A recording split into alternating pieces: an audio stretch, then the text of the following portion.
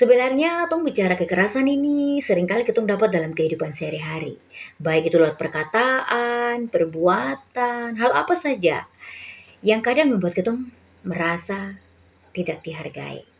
Bagaimana kita menghargai orang lain kalau kita sendiri tidak hargai kita pun diri. Nah, bagaimana hidup tanpa kekerasan? Oke, di sini saya membuat kesaksian atau testimoni bagaimana hidup tanpa kekerasan. Saya waktu pertama menikah tuh, saya dan saya suami tuh tidak baik-baik saja. Ketika kita mau menikah, banyak sekali perbedaan yang mulai muncul. Ya, awalnya sih pacaran, rasanya tuh enak, nyaman ya. Terus segala sesuatu tuh bisa nikmati berdua. Tapi guys, ketika aku mulai masuk keluarga, hidup itu tergampang coy. Hidup itu tidak semudah yang kau bayangkan. Tidak semudah waktu pacaran. Karena ketika kau sudah mulai masuk dalam pernikahan, kau akan mengalami yang namanya kekerasan. Kekerasan ini bisa dari suami maupun istri. Oke, langsung saja saya cerita satu pengalaman. Jadi, waktu saya menikah tuh, saya rasa mungkin enak-enak saja. Tapi dalam permasalahannya, dalam hidupnya, saya mengalami sekali banyak cobaan. Di antaranya saya beda pendapat dengan satu suami, kadang juga beda makanan, kadang juga saya berpikir dengan saya punya cara, satu suami berpikir dengan dia punya cara. Dan kita udah hidup sekali dalam kekerasan. Baik lewat fisik, lewat perkataan, lewat perbedaan pendapat, dan masih banyak lagi yang lain.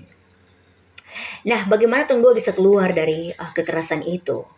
Nah, Ketendo ketika ikut pelatihan HTK dan itu hanya 6 sesi, di mana dikupas habis tuntas di situ. Dan saya sangat yakin sekali ketika kita orang pasangan suami istri duduk berdua, sharing, komunikasi terbuka. Di situ semua kekerasan pergi, hilang, dan kita mulai belajar praktek. Bagaimana kita dua mulai belajar memunculkan yang baik dari diri dan orang lain. Bagaimana saya belajar memunculkan yang baik dari sapung diri dan juga dari sapu suami, orang lain di mana saja. Dan di situ juga saya belajar untuk bagaimana berdamai dengan sapung diri dan juga saya berdamai dengan suami, saya berdamai dengan anak-anak, dan saya berdamai dengan orang lain. Walaupun mungkin susah-susah gampang ya, tapi kita harus terus mencoba, belajar, tekuni, lakukan, dan jalani. Tidak boleh bilang ini susah karena kau belum coba. Jangan juga bilang, aduh, ini terasa sesuai dengan sapu tipe. Sebenarnya tidak.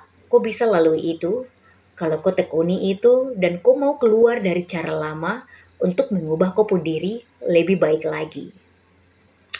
Dalam perjalanannya, ketika saya mengikuti pelatihan ini selama 6 sesi, saya mulai belajar bagaimana menciptakan budaya damai mulai dari sapung diri.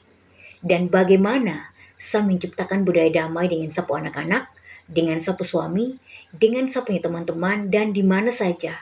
Supaya saya tetap positif dan saya tetap hidup damai. Dan saya juga waktu itu pikir damai itu apa? Dan ketika saya mulai belajar untuk temukan itu, saya tahu bahwa ternyata saya terjalan sendiri.